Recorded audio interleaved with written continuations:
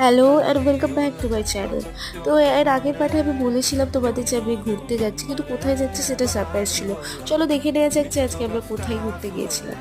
তো দাদা স্টেশন থেকে নেমেই আমরা হাঁটতে হাঁটতে চলে এসেছিলাম এই জায়গায়। জায়গাটার নাম মনে নেই, বাট এই জায়গাটা খুব সুন্দর। এখানে দেখো কত পায়রা আসে, এদেরকে খেতে দেওয়া হয়।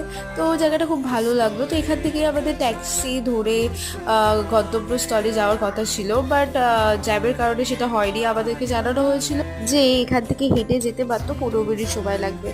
তো আমরা টাইম না ওয়েস্ট করেই হাঁটা শুরু করে দিয়েছিলাম।